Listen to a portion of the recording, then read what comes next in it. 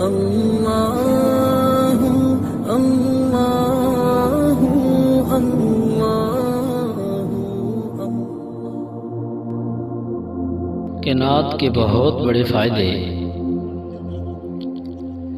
قناعت اللہ تعالیٰ نے جو کچھ دیا ہے اس پر راضی رہتے ہوئے اللہ تعالیٰ کا شکر ادا کرنے کو کہتے ہیں۔ رسول اللہ صلی اللہ علیہ وسلم نے ارشاد فرمایا، وہ شخص کامیاب ہو گیا جو اسلام لایا اور ضرورت کی بقدر روزی سے نوازا گیا۔ قناعت کے چند اہم فائدے۔ نمبر 1، قناعت ایسا مال ہے جو کبھی ختم نہیں ہوتا۔ نمبر 2، قناعت کرنے والا جنت میں جائے گا۔ نمبر 3، قناعت میں برکت ہے۔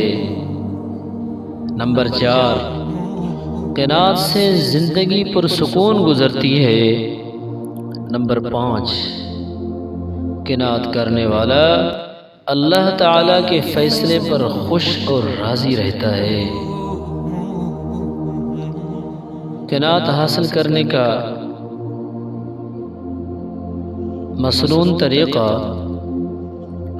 قناعت کی دولت حاصل کرنے کے لیے رسول اللہ صلی اللہ علیہ وسلم کے اس مبارک ارشاد پر عمل کیجیے، انشاءاللہ آپ کی طبیعت کے اندر قناعت پیدا ہو جائے گی۔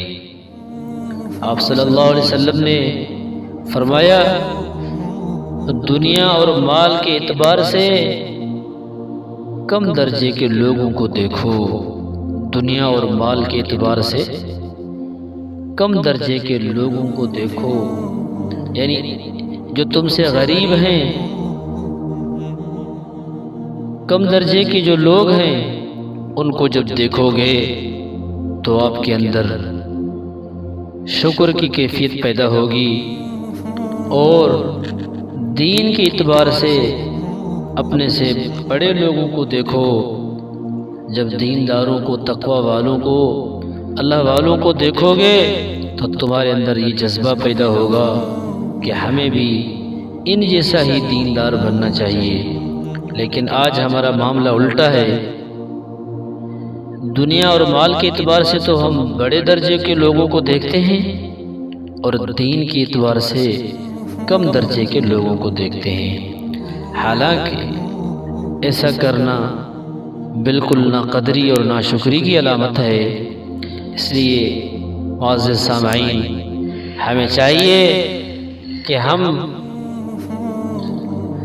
دنیا کے اعتبار سے اپنے سے جو اوپر لوگ ہیں ان کو نہ دیکھیں، تاکہ اللہ تبارک و تعالیٰ کی ناقدری اور ناشکری سے بچ سکیں۔